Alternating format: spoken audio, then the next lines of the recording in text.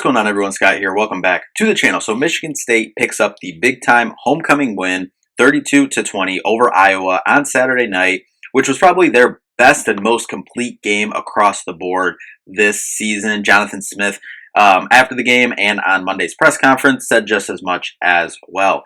Guys stepped up on all three levels: offense, defense, and special teams. Guys making big-time plays throughout the game and across the board. We even had a program single season record that was set during the game. We're going to get to all of that, recap the game here. But first, if you could just hit that like and subscribe button down there for more Michigan State content. Obviously, it's Hate Week, so happy Hate Week to all who celebrate. Game against that school down the road this upcoming Saturday, 7:30. So we'll be back on Friday with a preview for that game. So make sure you are subscribed. A bunch of other stuff on the channel as well, into NBA. Other stuff, we'll have all that on the channel, so make sure to subscribe so you don't miss the video. So let's just jump in. Speaking of the program record, single game record that was set, Jonathan Kim, the man of the night. Jonathan Kim set a single game program record with 6 made field goals. And listen, these weren't all chip shots. Like, a few of them were chip shots for Jonathan Kim, but 42, 43, 36, 29, 55, and 46 yards. Mind you, last year in Kinnick Stadium against Iowa, he set the stadium record with a 58-yard field goal to end the first half. And then he comes out and does this against Iowa. So Jonathan Kim loves playing against the Hawkeyes. And then we'll move over to the offensive side of the ball.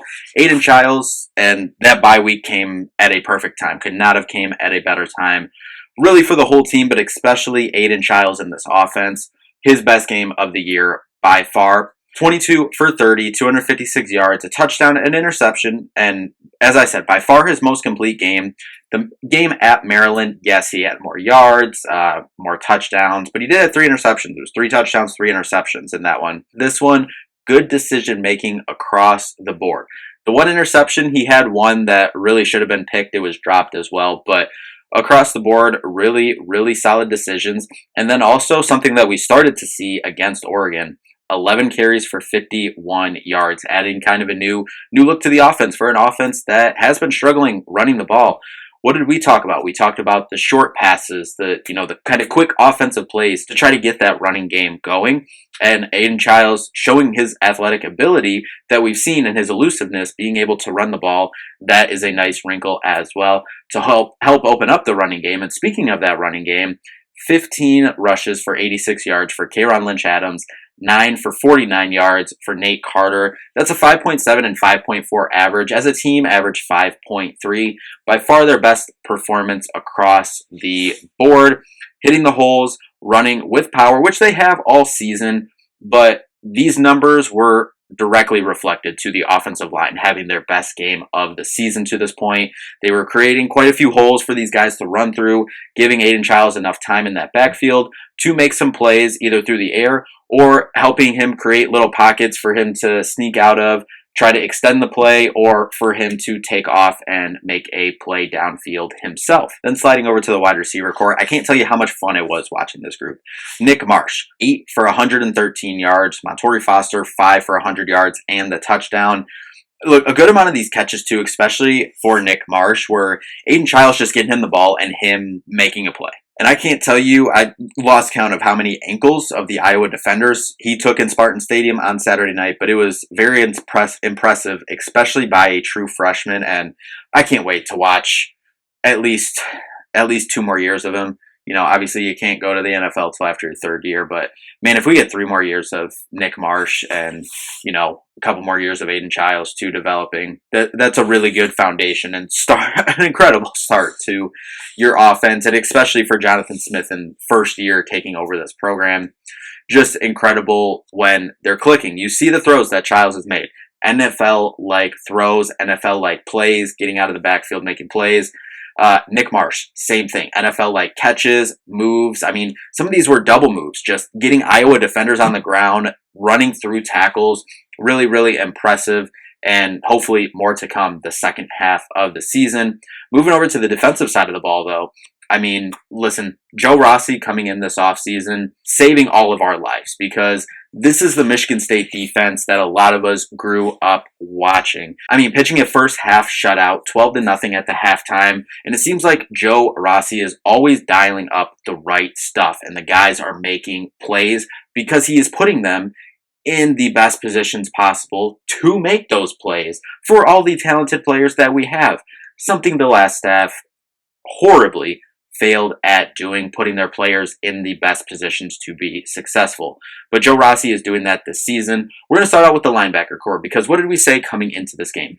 We needed the linebacker core to play well if they were going to try to contain Caleb Johnson and have a chance to win this game. The linebacker core responded after Oregon kind of ran all over this defense 2 weeks ago in Eugene. Cal Halliday, 6 tackles. Jordan Turner, 6 tackles. Darius Snow, 5 tackles and a half a tackle for loss. Wayne Matthews, 4 tackles. Just an incredible game.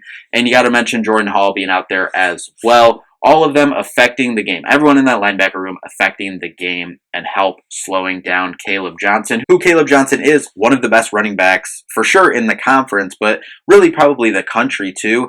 The other group that we just talked about too is the defensive line. They were going to have to play big. Well, they had a plethora of guys step up for them all night. They were constantly rotating those guys in, keeping them fresh to be able to compete with this really good offensive line. And as we said, one of the best backs in the country back there in Caleb Johnson. Jalen Thompson, half a tackle for loss. Anthony Jones, a tackle for loss. And as we said, just kept rotating all those guys, keeping them fresh, as Jonathan Smith said, provided a huge boost for this defense. What was the goal? Slow down Caleb Johnson, as we said. These two position groups were going to be the biggest part of helping slow him down. I think they did a pretty good job of that because 14 carries for 98 yards, and we all saw it, 75 of those yards came on the one pop play. So you take that one play out, 13 carries for 23 yards against one of the best backs in the nation. That is absolutely incredible, and enough credit cannot go to this defense, Joe Rossi, the linebacker core, the defensive line. I mean, really the defensive backfield as well, who we'll get to here in a second. But I mean, it's so cliche in football, but it really starts up front, especially when you have a really good running back like Caleb Johnson. So incredible performance from the defense there to slow him down, who he's really their whole offense, because we know who Iowa's quarterback is. So that'll bring us into the secondary. Shout out Nakai Martinez with that interception on Cade McNamara. 6 tackles for him as well. Ed Woods added 4 tackles there. And then the standout cornerback this year, really, who is very familiar with Cade McNamara. Pretty sure the football gods were really trying to recreate the end of that 2021 game. The last pass that Cade McNamara threw in Spartan Stadium to Charles Brantley for that game-sealing interception. Still incredible. Got the signed picture right there. But that's beside the point. He was trying so hard to throw that interception to Charles Brantley again. I think it was Iowa's last drive of the game, Charles Brantley got close a couple times to getting that interception. And let me tell you, I would have jumped 30 feet in the air in Section 30 of that stadium because that would have sent the crowd into an even bigger frenzy than it had been in all game. That would have been absolutely hilarious. But, I got to say, besides that, that's kind of enough of the X to O's game talk. But the last thing I'll say is on this game is I think this was the best game start to finish in Spartan Stadium since that 2021 game against the school down the road. So, I mean, maybe the 2021 Penn State game, but man, this being a night game too, coming off of a bye week, coming off of 3 losses, coming off back-to-back games against 2 of the best teams in the country in Ohio State and Oregon, and then obviously the tough loss in Boston College before that. Needing a win, going into hate week, this week coming up, your next game, and staring at a tough November too. So I mean, you needed this win, and the crowd brought it. Really good from start to finish. Incredible atmosphere in there. But that'll do it for this one. Y'all know what's next. It's hate week, as we've said a couple times here. Against that school down the road, Saturday night at 7:30 at their place. Enjoy the week, soak it in. In my opinion, this is the best football week of the year for Michigan State fans. Like I'm sure if you're listening to this, you are. So soak it in, enjoy it. Enjoy the banter in the office, whatever, at school, because it's fun. And if you want even more, Michigan State versus that school down the road, Tuesday night at DeMartin, battle for the Big Bear, Michigan State men's soccer against that school down the road. Kickoff at 7 p.m. So be there. I'll be there too. So if you want more rivalry matchups this week between MSU and that school down the road, Tuesday night, 7 p.m. But that'll do it for this one. Obviously, we'll be back Friday morning with a preview for the game on Saturday. So make sure you check that out. But anyway, that'll do it for this one. Thank you all so much for watching. We'll see you in the next one. Peace out.